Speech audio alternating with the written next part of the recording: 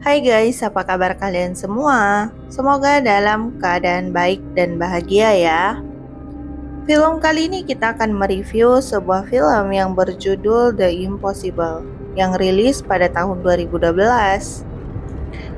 Film ini diangkat dari kisah nyata, yaitu tragedi tsunami yang terjadi di Aceh pada tahun 2004 silam, yang menyebabkan ratusan ribu jiwa yang meninggal dunia. Nah, film ini kita difokuskan pada satu keluarga yang sedang liburan Natal di Thailand. Namun, saat sedang asik main, terjadilah bencana yang sangat dahsyat. Tanpa berlama-lama, kita langsung saja ke alur ceritanya. Film diawali dengan memperlihatkannya Henry dan istrinya yang bernama Maria, serta anak-anaknya, yaitu Lucas, Thomas, dan si bungsu yang bernama Simon. Yang saat ini mereka semua sedang berada di pesawat untuk berangkat ke Thailand dalam rangka merayakan Natal dan Tahun Baru di sana. Mereka adalah keluarga kecil yang berasal dari Spanyol dan saat ini sedang tinggal di Jepang karena Henry mendapatkan kontrak pekerjaan di sana. Tiba di Thailand, mereka menaiki mobil jemputan untuk menuju ke daerah tempat mereka akan menginap. Setibanya di sana, mereka disambut oleh pemandu tur dan menjelaskan kalau tempat yang mereka kunjungi ini adalah tempat yang sangat tepat untuk memanjakan diri bersama keluarga. Mereka menginap di Orchid Resort Beach, yang merupakan penginapan di pinggir pantai dengan view lautan lepas. Saat malam tiba, mereka menghabiskan waktu dengan makan malam dan menerbangkan lampion. Keesokan harinya, Natal pun tiba. Henry dan Maria membangunkan anak-anaknya. Sang ayah lalu memberikan hadiah kepada semua anaknya. Dan hari itu juga mereka menikmati Natal dengan bermain di pantai. Dan juga menikmati indahnya suasana di bawah laut yang begitu mempesona. Keesokan harinya saat Lucas, Thomas, dan Simon bermain di dalam kolam renang, Henry terlihat gelisah. Maria yang melihat itu lalu mendatangi suaminya dan menanyakan ada masalah apa. Ternyata hari itu Henry mendapatkan pesan kalau kontraknya di Jepang tidak akan diperpanjang dan dia bingung bagaimana kehidupan selanjutnya kalau dia tidak bekerja. Maria lalu memberikan solusi, bagaimana jika ia kembali membuka praktek dokternya, tapi bukan di Jepang, melainkan di kampung halamannya, yaitu di Spanyol. Henry kemudian bilang kalau dia akan memikirkannya. Kemudian Henry pergi lalu menemani anak-anaknya yang bermain di dalam kolam renang. Sedangkan Maria memilih bersantai sambil membaca novel. Saat Maria sedang membaca novel, tiba-tiba angin bertiup kencang hingga membuat selembar kertas dari novel yang ia baca terbang terbawa angin. Lalu saat ia ingin mengambil selembar kertas tersebut, dia melihat burung-burung berterbangan. Getaran bumi pun terasa cukup kuat pada dinding kaca. Lalu seketika terdengar suara air laut dan gelombang yang tinggi, yang kemudian menghempaskan daratan. Henry berteriak memanggil Lucas, namun saat itu sudah terlambat. Maria pun pasrah ketika melihat air pasang menghampirinya.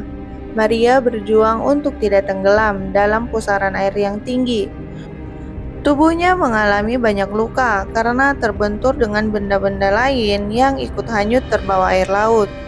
Maria kemudian berpegangan pada sebuah pohon, ia pun berteriak histeris, panik dan ketakutan sambil menangis.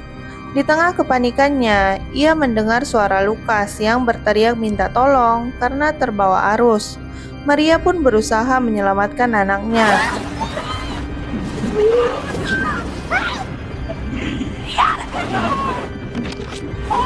Keduanya berhasil bertemu di atas kasur yang mengambang. Namun, gelombang susulan datang dan kembali memisahkan mereka.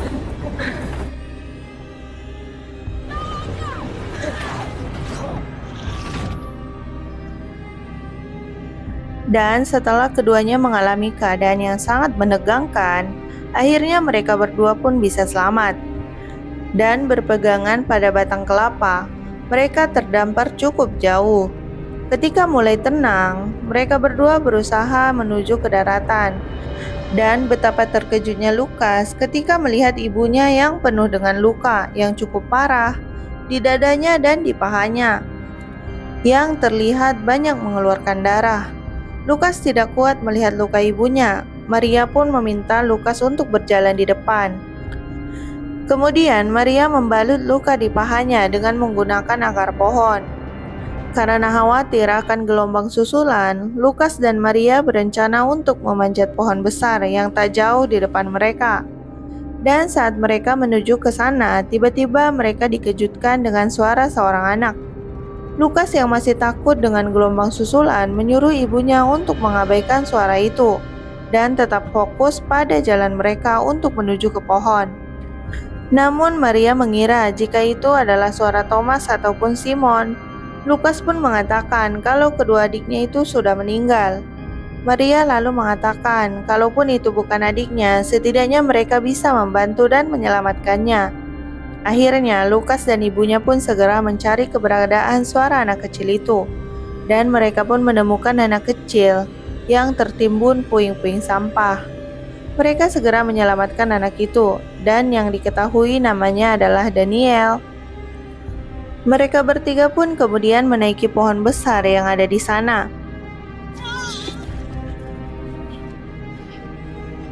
Singkat cerita, air pasang terus-menerus surut hingga dataran kini mulai terlihat. Lukas mendengar langkah kaki orang-orang pribumi yang datang melakukan pencarian. Lukas kemudian berteriak memanggil mereka.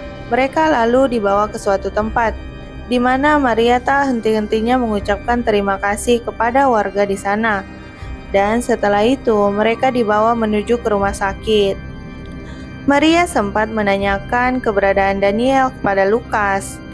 Namun, Lukas tidak melihatnya karena dari tadi dia hanya berfokus pada ibunya saja. Tiba di rumah sakit, sudah begitu banyak korban lainnya, sampai halaman pun dijadikan tempat untuk merawat pasien. Lukas sempat melihat berita di TV tentang kejadian tsunami yang sangat mengerikan itu. Maria kini dimasukkan ke sebuah ruangan untuk mendapatkan pertolongan pertama. Lukas kembali panik ketika melihat ibunya merasa menggigil. Namun untungnya tak lama kemudian, dokter datang dan memberikan pertolongan pertama.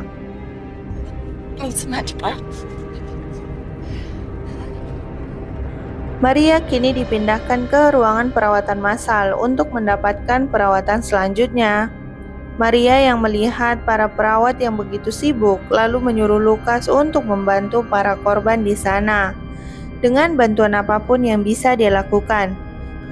Lukas awalnya menolak karena dia tidak mau meninggalkan ibunya. Namun Maria mengatakan kalau kondisinya yang seperti itu, dia tidak mungkin bisa kemana-mana. Lukas kemudian pergi berjalan dan tiba-tiba ada seorang bapak yang sedang kebingungan mencari keberadaan anaknya. Lukas kemudian membantu si bapak untuk mencari anak itu. Lukas kemudian mengelilingi seisi rumah sakit dengan memanggil nama dari anak bapak tadi.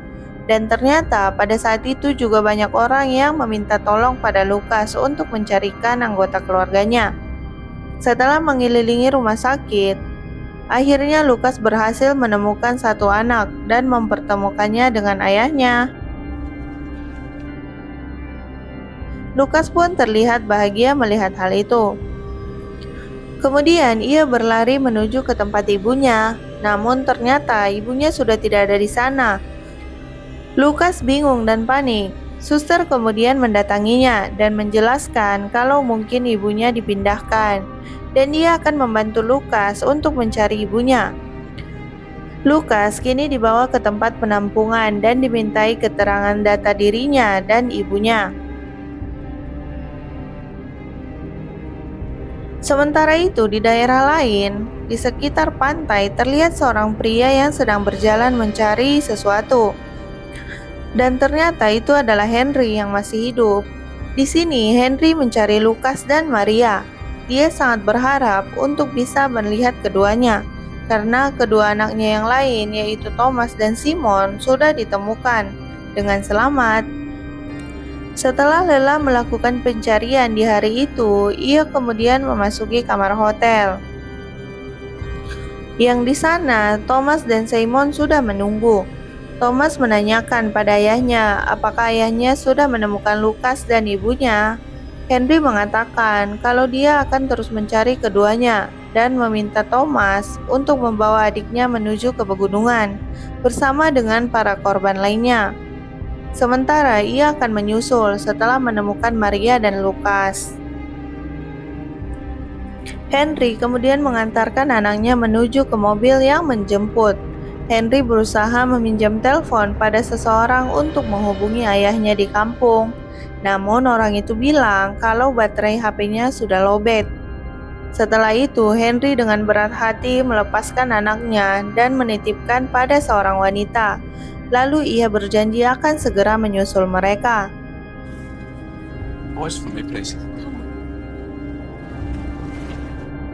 Kini Henry kembali melakukan pencarian di gelap malam. Bahaya gelombang dan gempa susulan tidak dipedulikan. Dia hanya terus berusaha untuk menemukan istri dan anaknya. Dalam pencariannya, ia tersesat hingga sampai di sebuah jalan. Dia kemudian ditemukan oleh sekelompok orang yang akan menuju ke tempat pengungsian. Henry pun diajak ikut ke sana. Di tempat itu, ia bertemu dengan beberapa pengungsi yang lainnya yang juga kebingungan mencari keluarganya. Di sana ada seorang pria, kita sebut saja namanya Andre. Ia menceritakan tentang keluarganya yang belum juga ditemukan. Henry juga menceritakan bagaimana dia bisa menemukan anak dan istrinya.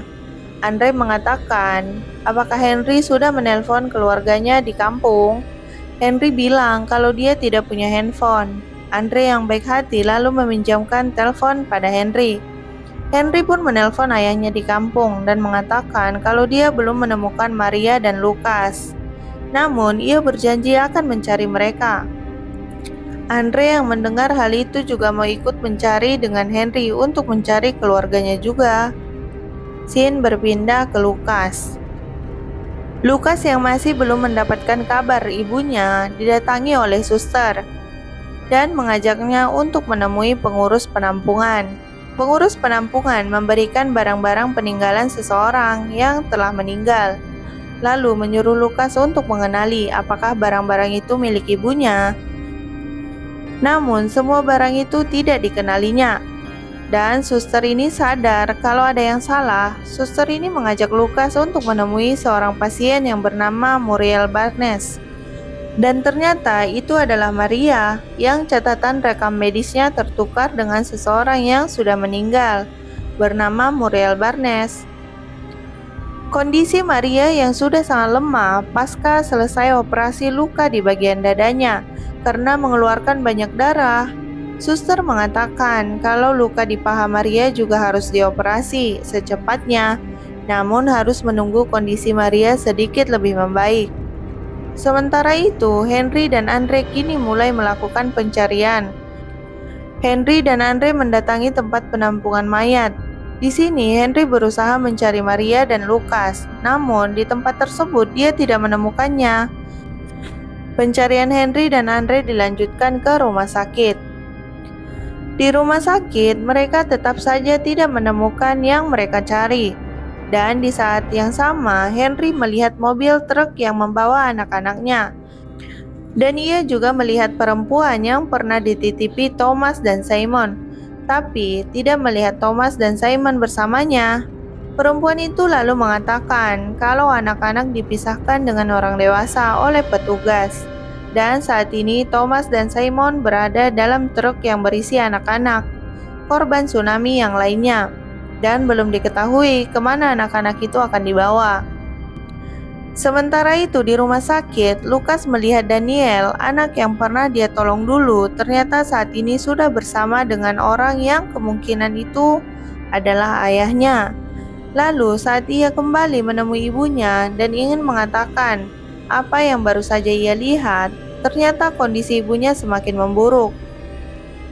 Suster kemudian menenangkan Lukas dan mengatakan kalau ibunya akan segera dioperasi. Dan suster juga mengatakan kalau ia dan dokter akan melakukan yang terbaik untuk ibunya. Henry dan Andre kini tiba di rumah sakit tempat Maria dan Lukas berada.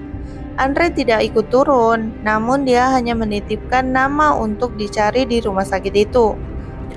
Andre mengatakan pada supir untuk menunggu Henry, karena ini adalah rumah sakit yang terakhir yang belum pernah mereka kunjungi sebelumnya. Dan Henry berjanji dia tidak akan lama. Di saat yang sama, Maria mengigau tentang sesuatu. Dan Lukas mengira bahwa ibunya saat itu butuh minum. Dia pun segera keliling rumah sakit untuk mencari air minum. Henry yang juga berada di rumah sakit itu kini berada dekat dengan Maria. Maria dengan insting seorang istri yang sangat mencintai suaminya, merasakan keberadaan suaminya saat itu. Namun dia tidak bisa berbuat apa-apa karena kondisinya yang sangat lemah. Saat berada di luar, Lukas melihat ada kaki yang bertato, dan dia tahu jika itu adalah ayahnya. Lukas pun berteriak memanggil ayahnya, namun karena bising yang terjadi di rumah sakit membuat Henry tidak mendengar panggilan dari Lukas. Lukas mengejar ayahnya sampai ke area luar rumah sakit, namun juga tidak menemukan ayahnya di sana. Bersamaan dengan itu, truk yang ditumpangi Thomas dan Simon singgah di daerah itu. Dan ini dimanfaatkan oleh Simon untuk turun pipis sebentar, karena memang dari tadi dia menahan pipis. Thomas lalu turun menemani adiknya. Dan saat truk mereka akan berangkat, Thomas mendengar suara Lukas.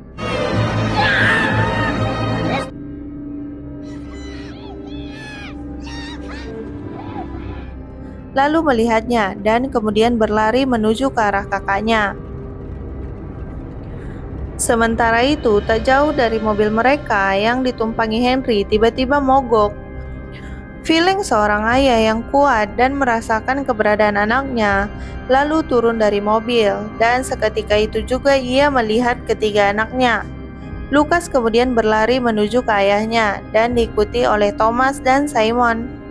Mereka akhirnya bisa berkumpul, dan Andre yang melihat hal tersebut lalu menyuruh supir untuk berangkat. Karena apa yang Henry cari sudah ia temukan. Lukas lalu mengatakan pada ayahnya kalau saat ini ibunya sedang berada di rumah sakit dengan kondisi yang sangat lemah. Mereka berempat kemudian menuju ke ruangan ibunya. Maria sangat senang melihat semua keluarganya bisa berkumpul kembali. Namun kondisinya yang saat ini sedang kritis. Ia lalu mengatakan pada Henry bahwa mungkin saja ia akan meninggal. Namun Henry menguatkan istrinya dan mengatakan semuanya akan baik-baik saja, dan ia yakin istrinya akan mampu melewati masa kritisnya. Kemudian saat itu juga Maria harus segera dioperasi. Kemudian para suster membawa Maria menuju ke ruang operasi. Sambil menunggu hasil operasi, Henry dan Lukas terlihat harap-harap cemas. Keesokan harinya saat Lukas terbangun, Henry mendatangi Lukas dan mengatakan kalau operasinya berjalan lancar dan ibunya juga baik-baik saja. Setelah itu, perawatan Maria dilanjutkan di rumah sakit Singapura dengan dibiayain penuh oleh asuransi perjalanan. Di dalam pesawat, Lukas kemudian menceritakan ke ibunya kalau dia sudah melihat Daniel di rumah sakit, yang saat itu terlihat sangat bahagia digendong oleh seseorang, yang kemungkinan orang itu adalah ayahnya.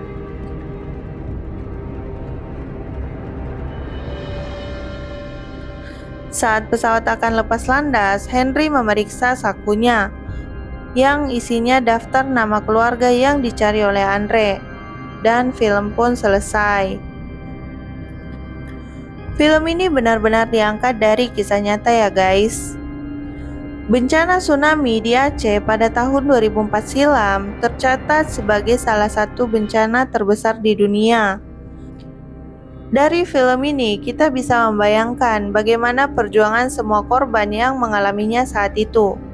Semoga kalian suka dengan filmnya dan see you next video. Bye bye.